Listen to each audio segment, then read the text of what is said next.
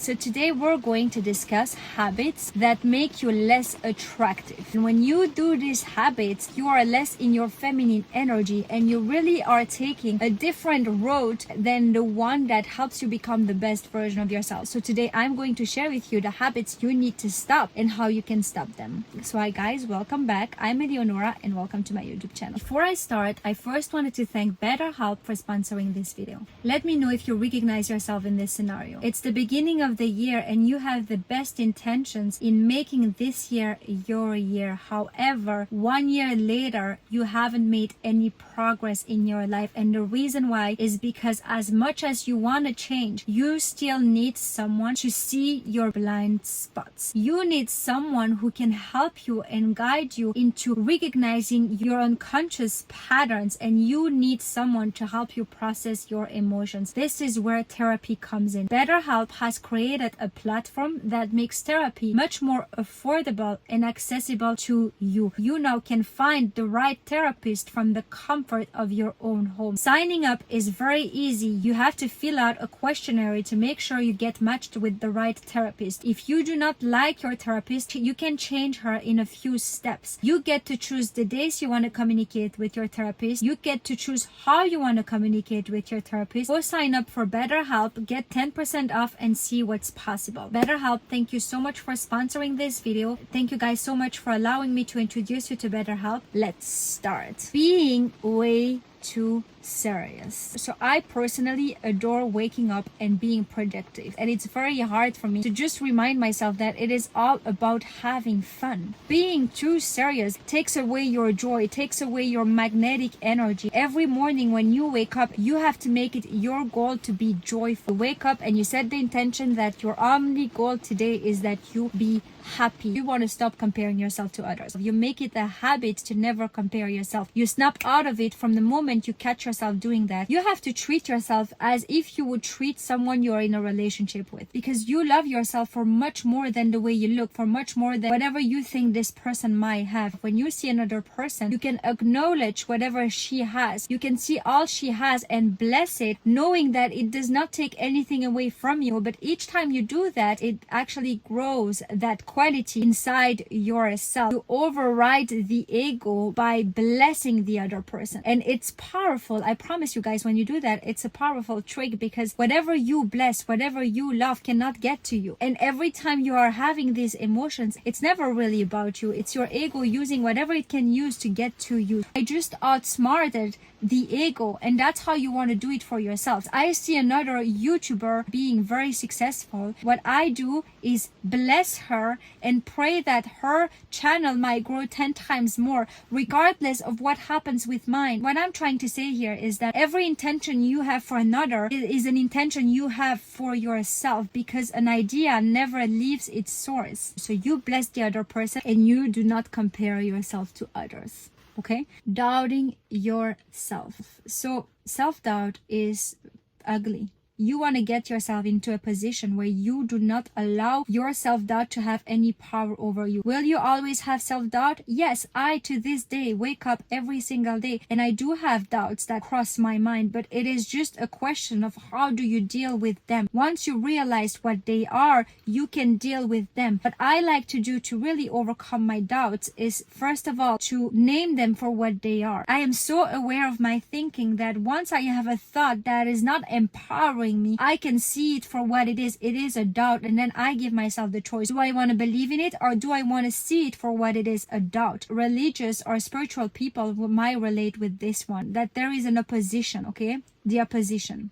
Now, the goal of the opposition is for you to be discouraged and for you to doubt yourself. And so whatever it can use to get to you, it will use. Now, the opposition knows your weaknesses. The opposition knows your insecurities, knows your story, knows everything about you. When I have a doubt crossing my mind, I find 5 examples that show why this doubt is a lie. So I go back in my life to memories that show that what I just thought isn't true, that it was just a thought, and I take away all the power of that doubt. And I do that time by time by time, and I take action regardless of my doubt. But your doubt will always be there. It's just a matter of how you navigate through it. What place do you give it, and how do you decide to actually work through it? Holding on to the past, not forgiving people from the past and not moving on from the best experiences you have had from the past. It's taking away all your magnetic energy. It is basically as if you were traveling with a baggage that you do not even need with you. If you would just release it, your wildest dreams would start happening for you. And that's why a woman has to learn how to leave all that old stuff behind her and never look back anymore. At some point, it's not so much about what you feel like doing, but it is you building strength within yourself to forgive whoever you need to forgive and to leave it behind. You know where you want to go. And every time you hold on to a person who has hurt you, well, you are not going there and you are making your own baggage so heavy, and it's unnecessary. You have to teach yourself how to, no matter what a person has done to you, you move on. Whatever is coming is always better than what has been. Move on, and seeing them as teachers that have helped you become who you are right now, believing people around you. So just whatever people are saying, well, you make their beliefs yours. So I remember since I was a child, I've always had this ability to attract the craziest things into my life. And every time I have listened to people around me,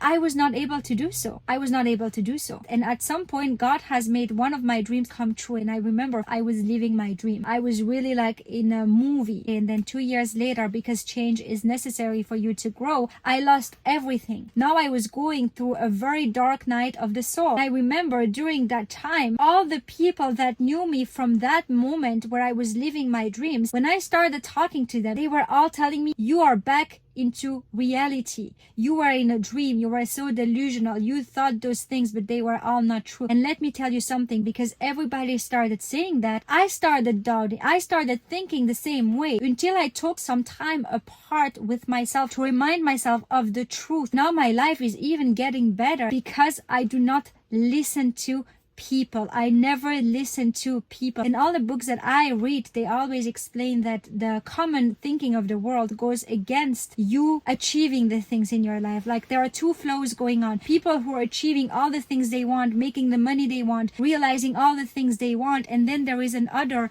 path of people not being able to do so. Whatever stream you decide to believe in is what you will experience. And now the problem is that most people believe in the other stream of where things are hard, where you can not achieve the things you want, have the things you want. And so if you listen to people around you, you will find yourself going against the stream. But if you take a lot of time for yourself to do your own thinking and to read books of people who have achieved the things you want to achieve, you're going to see that for you it will be possible, that for you those things won't be so hard, because you just understand the mindset and the thinking you need in order to make that happen for yourself. So don't believe people around you. Do your own thinking. Surround yourself with people who have the life you want to have, and then listen to them. Do not listen to the world, but to the people you admire the most. Seeing yourself through someone else's perception. So that someone else's perception can be one of your parents. It can be one of your siblings, an ex-boyfriend, an ex-girlfriend, a teacher. It can be whoever you want it to be. Someone for some reason never give you their approval. And what I have seen happening around me is that a lot of people, because that one person said they were not good enough, because that one person said that they did not have what it took, well, they still live through the perception of that person, trying to prove them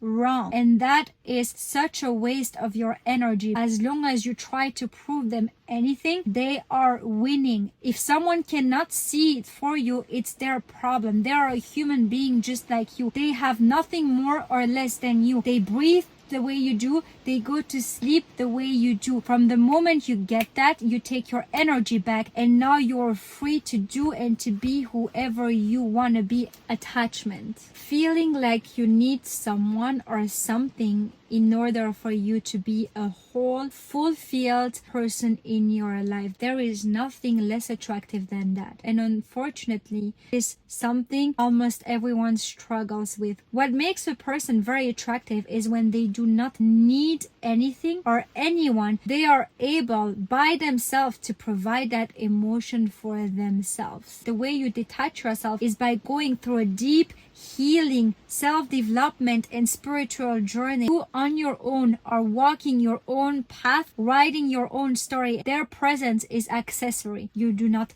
need them. Detach yourself from people and things outside of you, because you, my dear, are enough the way you are. I promise you that. Lack of spirituality. There is a woman that I know that I love. She's a friend. She is the opposite of spiritual. And I remember when we first met, I thought to myself, this is God's divine appointment, because since we started talking, she has become more spiritual. But before that, I remember she was such a mess. She was just like so unhappy, and she did not know why. She just did not feel any like purpose. She didn't see the purpose of her life. And I was telling her the reason why is because you are seeing life through your eyes. And when you live that way, life is very sad. There is nothing to look forward to. There is nothing exciting about life. And that is the opposite of being spiritual. When you are spiritual, you see beyond all these things. You feel things, and you know you are the creator, and you know you are in control, and you are always divinely guided by a higher power. And that makes life exciting. And that spiritual practice can be whatever you want it to be. Some people choose a religious path. Some people choose to believe in life, in the universe, whatever works for you. You just want to know that you are not on your own in this life, that there is something that loves you so much and that is always taking care of you, and fall in love with that relationship in such a way where you just attract all the things you want in your life, where life becomes joyful and exciting, and where you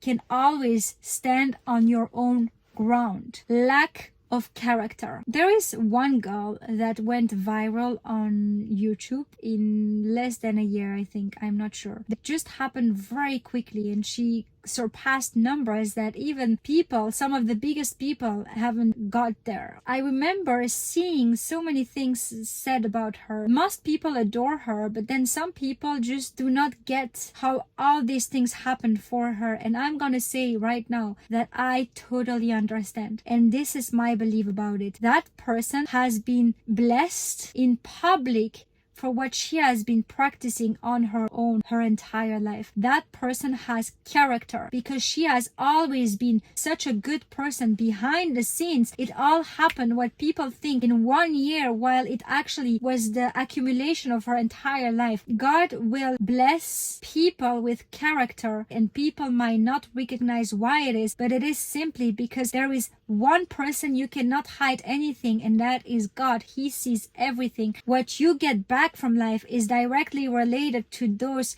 things, and as long as you do that, you do not have to care about anything. And sometimes that road is a longer road, but it will pay off. It always pays off. Lack of character is what makes people very unattractive. On the long run, you cannot sustain a lack of character. You want to be attractive, be a person with character. Be a generous person, a good person. You are not doing it for the people. You are doing it for yourself and for your relationship to your higher self. Forgetting that you are choosing in every single moment. This is something that everybody knows, but to really understand it in a deeper level is a whole other story. So I have been waking up some mornings, and when I choose the life that I want, miracles happen.